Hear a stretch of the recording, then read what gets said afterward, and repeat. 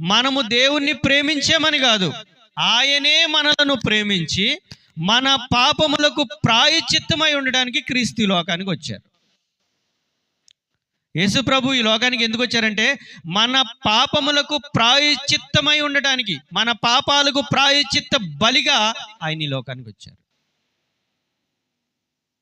చూడండి, మన పెద్దలు చెప్తారు, సర్వలోక పాప పరిహారే రక్త ప్రోక్షణం ఆవశ్యం, తద్రక్తం పరమాత్మేన పుణ్యదాన బలియాగం అని ఉంటుంది. సర్వలోకము యొక్క, ఈ లోకములో ఉన్నటువంటి ప్రజలందరి పాపము పరిహరింపబడాలంటే రక్తం చిందించాలి. రక్త ప్రోక్షణం ఆవశ్యం అంటే రక్తము చిందించాలి.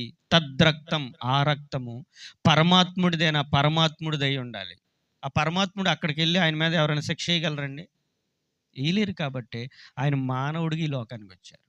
మానవ రూపంలో ఆయన ఉంటే రక్తాన్ని చిందించగలరు. అందుకోసము ఆయన ఈ లోకానికి వచ్చారు మానవుడిగా.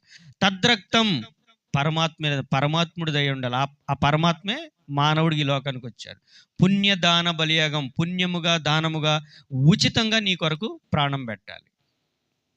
ప్రభువారు మన దగ్గరే ఉన్న క్రయధనం తీసుకుని ప్రాణం పెట్టారండి?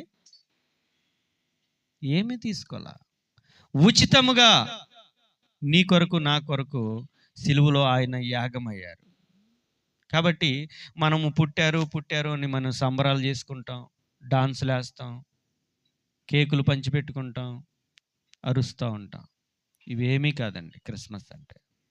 క్రిస్మస్ అంటే ఆరాధన. క్రిస్మస్ అంటే ఏంటండి? ఆరాధన, దేవునికి లోబడటం. ప్రభువా, మీరు నా గృహంలో పుట్టారయ్యా, నా హృదయంలో పుట్టారు. ఇది క్రిస్మస్ అంటే. తర్వాత పాట ఉంది, ఆ పాటలో అన్ని అర్థాలు వస్తాయి. కాబట్టి నిజమైన క్రిస్మస్ అంటే ఆ గొర్రెల కాపరులు ప్రభు దగ్గరకు వచ్చారండి, విడిచిపెట్టేశారంతే. మందను విడిచి ప్రభు దగ్గరకు వచ్చి సాగిలపడ్డారు, ఆయనకు మొక్కారు, ఆయన ఆరాధించారు, సొంత రక్షకునిగా అంగీకరించారు. ఇది క్రిస్మస్ అంటే. తలలోంచండి, ప్రార్థన చేసుకుందాం.